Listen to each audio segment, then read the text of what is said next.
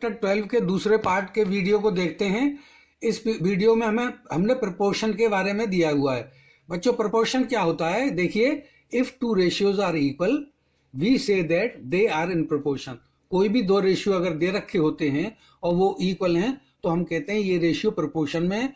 और उनके निशान, हम प्रपोर्शन का निशान या तो इक्वल करके या ये 4 डॉट्स लगा के उसको शो करते हैं कि ये प्रपोर्शन में है। To equate the two ratio, इन्हें दो रेशियो को इक्वेट करने के लिए हमें ये मार्क्स लगाने पड़ते हैं। अब क्या है, देखिए इसकी एग्जांपल देते हैं। ए, बी और सी, डी, ये 4 नंबर हैं, ये 4 टर्म्स हैं कोई भी, या 4 नंबर हैं और ये रेशियो में है। जैसे ए रेशियो बी है, सी रेशियो डी है। तो हम ये देखेंगे कि ये प्रोपोर्शन में कब हो सकते हैं। यानी A ratio B is equal to C ratio D. तो अगर ये प्रोपोर्शन में है तो हम इन्हें ऐसे लिख सकते हैं, sorry, A ratio B C ratio D. या हम दूसरी तरीके से इक्वल का निशान ना लगाएं तो ये 4 डॉट्स भी लगा के इसी चीज को हम इसी स्टेटमेंट को दे सकते हैं कि A ratio B is equal to और in proportion to C ratio D. अब देखिए बच्चों, इस टाइप के जो 4 टर्म्स का हमने रेशियो कंपेयर किया है। अब इसमें इस तरीके से ये कंपेयर कर दिया या इक्वेट कर दिया या इक्वल कर दिया। तो अब हम इसमें देखिए, एक इसको फर्स्ट टर्म कहते हैं, इसको सेकंड टर्म कहते हैं, इसको थर्ड टर्म कहते हैं, इसको फोर्थ टर्म कहते हैं। तो फर्स्ट और फोर्थ टर्म होते हैं, उन्हें हम मैथमेटिक्स में एक्सट्रीम टर्म्स बोलते हैं। और सेकंड और थर्ड, जैसे बी और सी है यहाँ, इनको हम मिडिल टर्म्स कहते हैं या मीन्स कहते हैं। अच्छा, अब इनका एक पर्टिकुलर फॉर्मूला है। प्रोपोर्शन में कोई रेशियो है तो उसमें क्या होता है, प्रोडक्ट ऑफ एक्सट्रीम टर्म्स, उसमें एक फॉर्मूला है या रूल है कि ऐसे जो इक्वल रेशियोज होते हैं दो, या रेशियोज प्रोपोर्शन में होते हैं, उनमें एक्सट्रीम टर्म का प्रोडक्ट जो है वो मीन्स के प्रोडक्ट के बराबर होता है। यानी कि ए और डी को मल्टीप्लाई कर दें तो बी और सी के बराबर, बी और सी के मल्टीप्लीकेशन के बराबर में हो जाएगा, बराबर हो जाता है। तो हम ये कह सकते हैं कि ये दोनों रेशियो प्रोपोर्शन में हैं या इक्वल हैं। अब देखिए एक एग्जांपल लेते हैं। इन 45 रेशियो 90 और 3 रेशियो 6 हमें क्या करना है कि हमें एक्सट्रीम नंबर्स का प्रोडक्ट देखना है, एक्सट्रीम टर्म्स का। पहला टर्म है 45, दूसरा और लास्ट टर्म है 6। इसका मल्टीप्लीकेशन करके देखते हैं तो 270 आ रहा है। अब देखिए मिडिल टर्म्स का देखते हैं, 90 इंटू 3, ये भी 270 आ रहा है। तो ये हमारे दोनों रेशियो 45 रेशियो 90 और 3 रेशियो 6 ये इक्वल हैं या ये प्रोपोर्शन में। हम सिंपली ये कह सकते हैं, hence we say ratio 45 ratio 90 and ratio 3:6 are in proportion. उम्मीद है बच्चों आप समझ रहे होंगे। अब देखिए एक एग्जांपल है, इसमें क्वेश्चन पूछ रहा है, do the ratio 15 centimetre to 2 metre and 10 second to 3 minutes form a proportion. क्या ये इक्वल है रेशियो? अब देखिए पहला रेशियो देखते हैं, ratio of 15 centimetre to 2 metre. तो सेंटीमीटर और मीटर का रेशियो नहीं लिया जा सकता, सेंटीमीटर और सेंटीमीटर का ही रेशियो लिया जा सकता है। तो हमने दोनों को कन्वर्ट कर दिया, ये होगा 15 सेंटीमीटर इंटू 200 सेंटीमीटर। अब देखिए इसे 15 सेंटीमीटर अपॉन 200 सेंटीमीटर लिख दिया, सेंटीमीटर सेंटीमीटर कट गया और ये करके रेशियो आता है 3:40। अब हम 10 सेकंड और 3 मिनट्स का देखेंगे। तो मिनट और सेकंड्स का नहीं लिया जा सकता, तो हमें सेकंड बनानी पड़ेंगी। तो पहला टर्म 10 सेकंड हो गया, दूसरा जो है 3 मिनट को हमने सेकंड में कन्वर्ट कर दिया तो ये 180 सेकंड हो गया और ये निकाला इसका रेशियो। तो ये रेशियो आ रहा है 1:18। तो हम बच्चों ये कह सकते हैं कि ये दोनों, एक रेशियो 3:40 है, दूसरा रेशियो 1:18 है। तो they are not in proportion simply.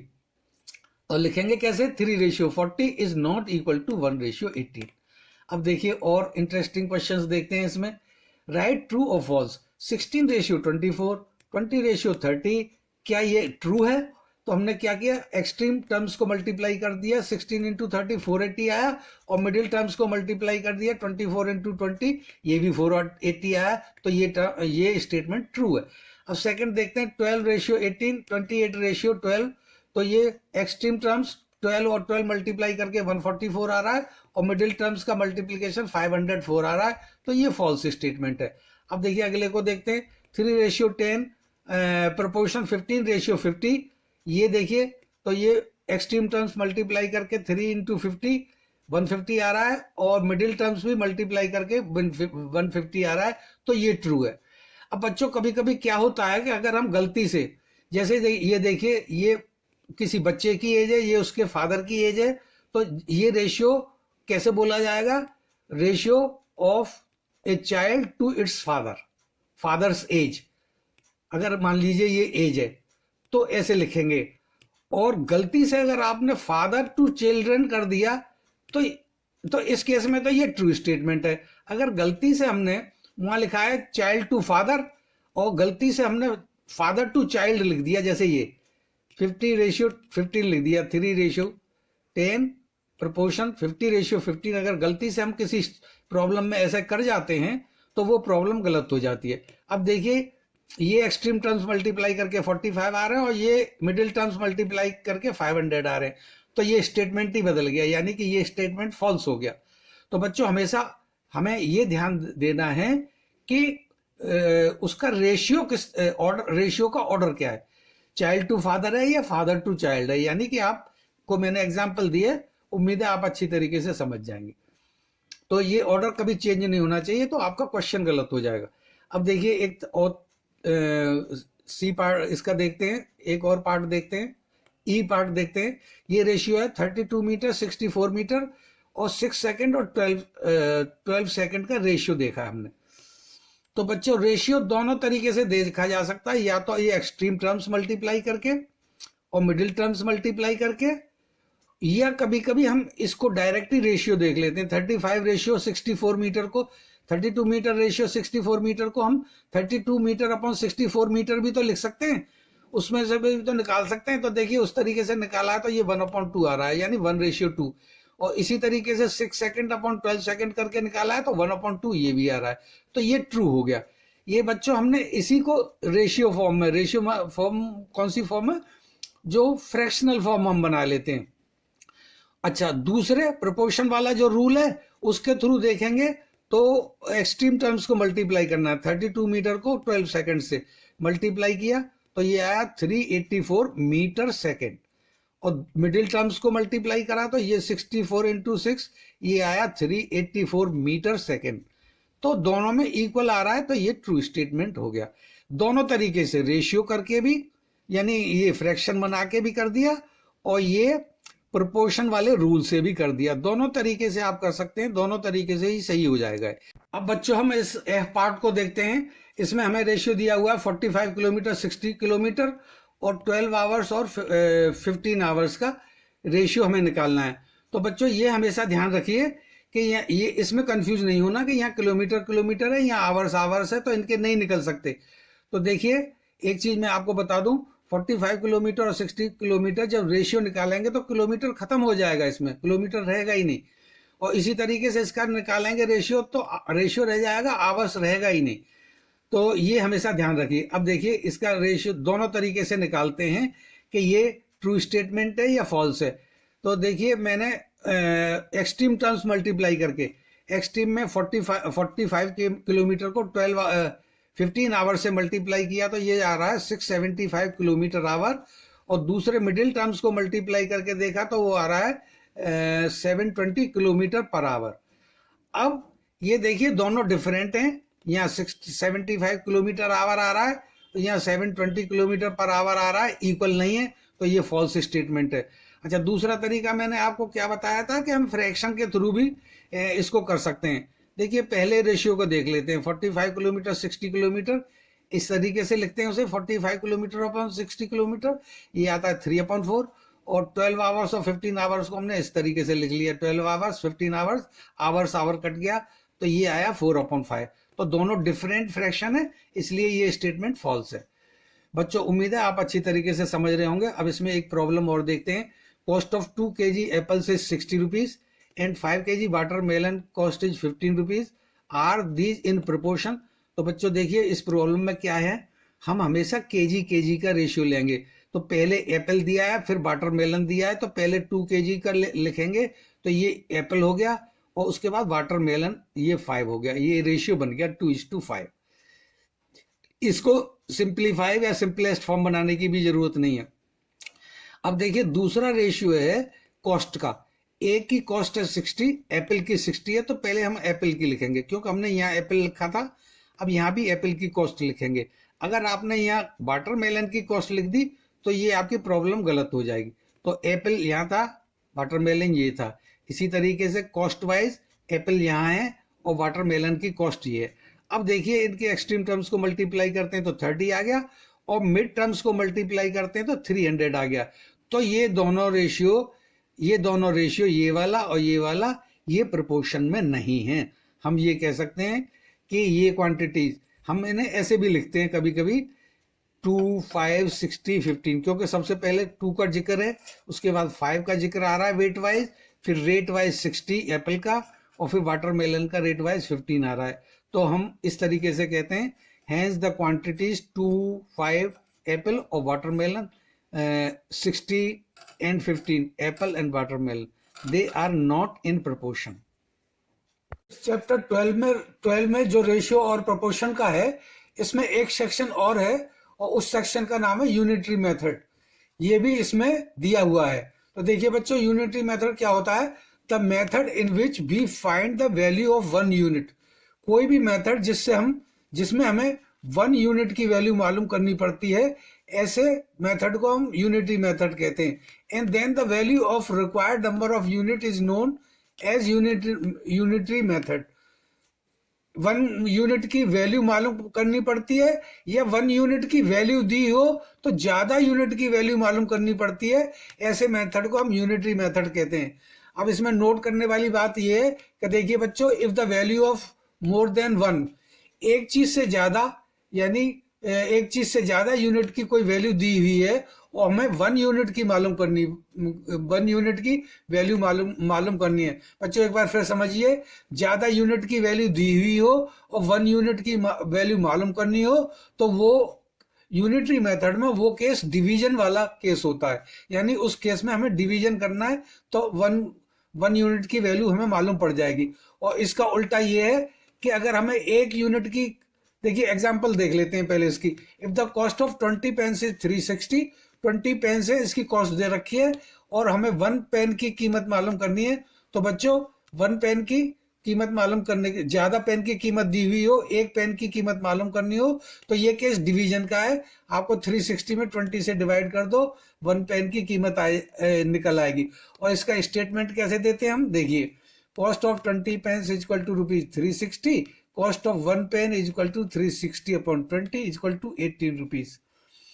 उम्मीद है आप समझ गए होंगे। अब इसका उल्टा समझते हैं। देखिए, अगर 1 यूनिट की वैल्यू दी हुई है और ज्यादा यूनिट की कोई वैल्यू पूछ रहा है, तो वो केस मल्टीप्लीकेशन का होता है। If the value of 1 unit is given, then the value of more than 1 unit, 1 unit से ज्यादा की वैल्यू अगर मालूम करनी पड़ती है, तो that may be obtained by multiplication operation.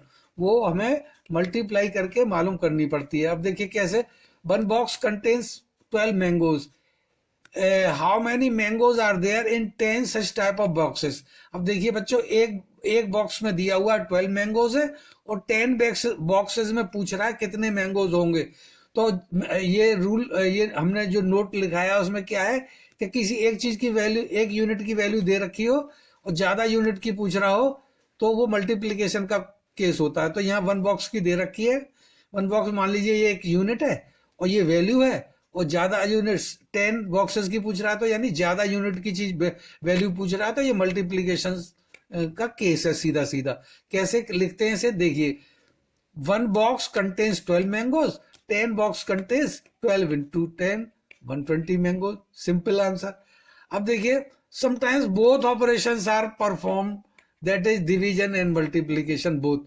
अब देखिए ऐसा कौन सा केस हो सकता है जिसमें हमें मल्टीप्लीकेशन भी करना पड़े और डिवीजन भी करना पड़े। तो एग्जांपल देखते हैं। Cost of 6 cans is 210 rupees. 6 cans का बच्चों कीमत दिया हुआ है। Find the cost of 4 such cans. अब देखिए 3 कैंस का होता तो हम इसका हाफ कर देते कॉस्ट का, लेकिन 4 का पता नहीं कैसे निकालेंगे। तो हम क्या करते हैं, हमें 1 यूनिट यानी 1 कैन की कीमत हमें निकालना यहाँ पे बहुत जरूरी है।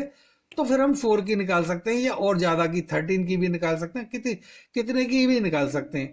तो ऐसे केस में हमें क्या करना पड़ता है, सबसे पहले हमें 1 यूनिट यानी एक चीज की कीमत ही निकालनी पड़ती है। अब देखिए इस क्वेश्चन को समझिए तो और इजी हो जाएगा।